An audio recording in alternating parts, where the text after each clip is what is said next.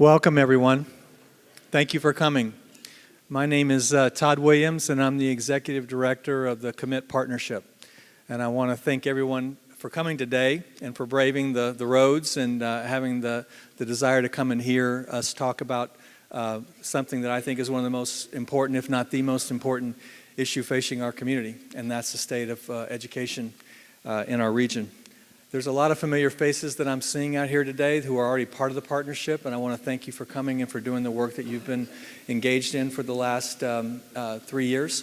And I also want to thank the many new faces who are coming to learn more, ask questions, try and understand how you might engage as well, because we need everybody in this effort.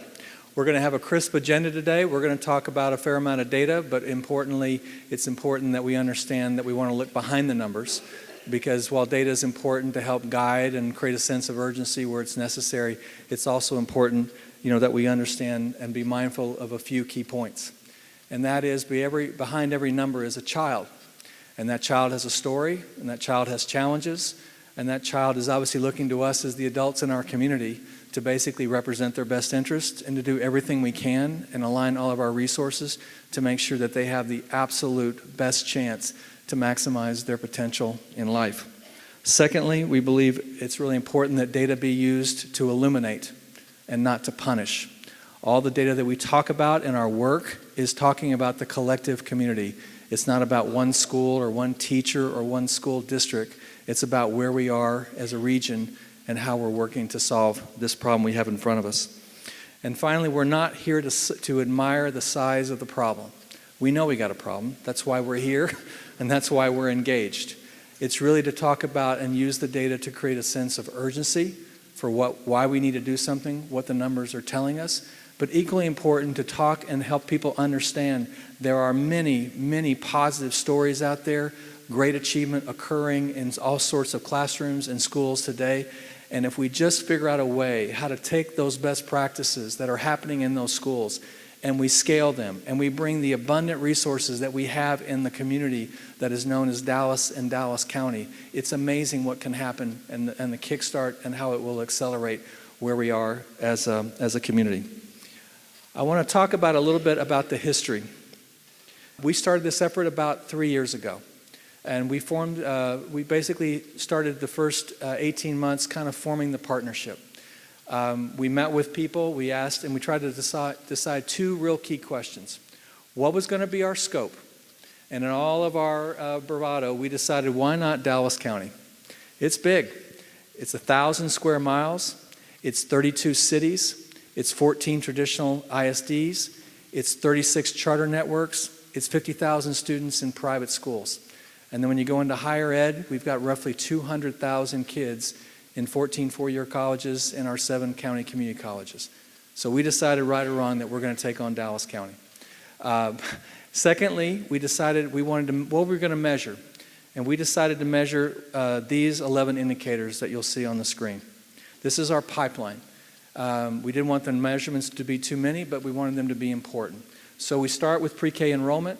We move on to kindergarten readiness, on to third grade literacy, fourth grade math, and then ultimately completing with number of students who are graduating from high school and ultimately who are going on and getting some type of degree post-secondary. It can be a 2-year degree, can be a 4-year degree, can be a technical certificate, but that's what we're doing. And remember that our true north here is that we need roughly 65% of our students to be achieving some type of post-secondary degree to compete in a 2020 job labor market.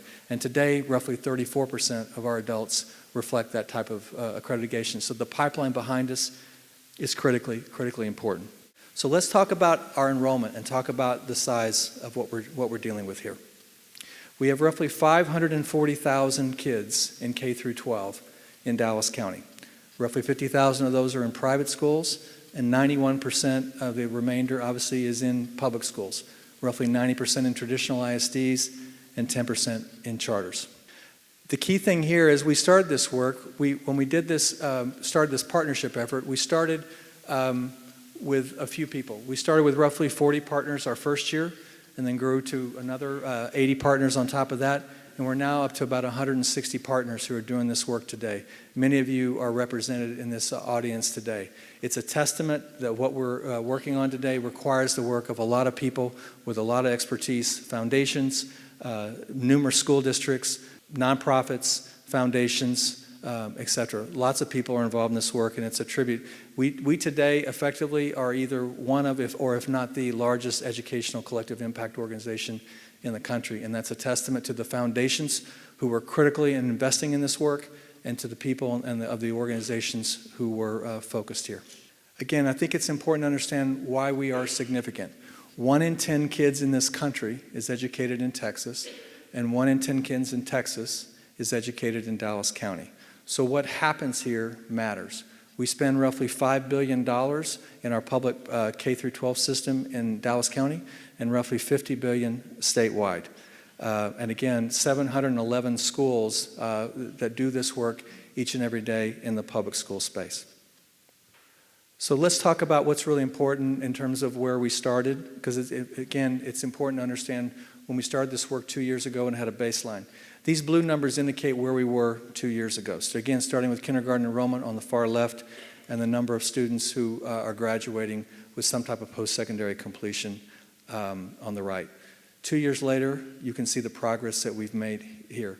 Roughly 1 to 6%, depending on each of these indicators. Most success within 4th grade math and 8th grade science, which is important because obviously we want to have a STEM economy here and have kids prepared to succeed in STEM. But we've got a lot of work to do, obviously, because you can see here we start with 83% of our kids who are eligible for pre-K actually accessing. Roughly half of our kids are ready 1 year later. Roughly 36% of our kids can answer 70% of the questions right on their 3rd grade literacy test. And because of that lack of a true 100% universal solid foundation in kindergarten readiness and 3rd grade literacy, subsequent academic achievement is not able to keep up, which is why only 14% of our kids today are graduating with a college-ready SAT or ACT score, and yet we're graduating roughly, as you can see, 84% of our kids. So that college readiness is a critical factor, and we'll talk about that in a second. Again, it's important also to understand where we stand relative versus the state of Texas. And these are our numbers in terms of where we are today, and then the red indicates our gaps with the state, how far behind we are. It's important to know that while we bemoan the fact that we are only 14% of our kids are graduating college ready, the state of Texas is only 16%. So what the challenges that we're facing here are not just Dallas County focused. It's a really, truly a statewide issue. The good news is that over the last 4 years, we've grown the number of kids who are actually graduating from high school significantly. 3,700 more kids graduated in 2013 than they did 4 years earlier, which was a 16% increase. But if we look at those graduates and say how many of them were college ready, you can see that actually the number of college ready graduates dropped by 50 kids. So a 1% decline. So again, college readiness is a critical issue that we continue to struggle with. The good news is that we are increasing our completion rates in higher ed, both in the community college system as well as in the four-year schools. And over the last 4 years, we've increased the number of kids who are graduating with some type of post-secondary degree by 26%.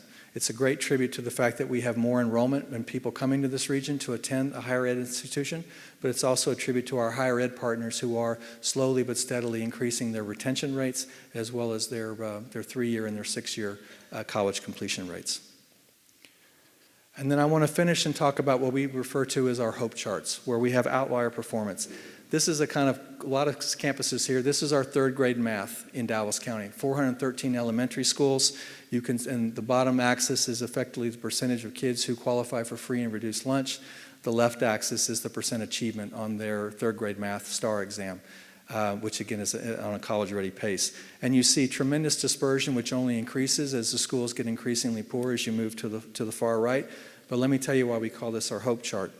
If you look at the schools that are effectively between 0 and 10% poor, relatively low poverty, even when the schools that have relatively little poverty, you see tremendous difference in terms of academic achievement.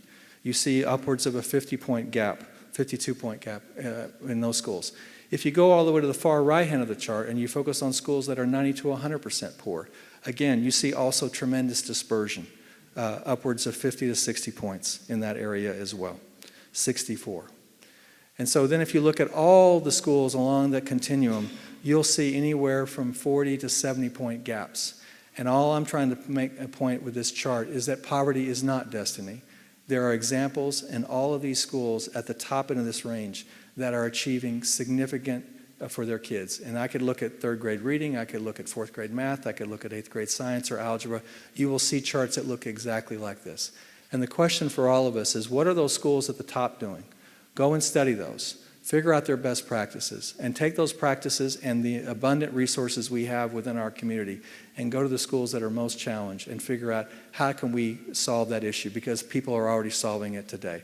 And that is what gives us the most hope in the work that we do every day. And as you can see here in this chart, we've even got schools that are at the very high end of the poverty scale that are outperforming schools on the lower end of the poverty scale.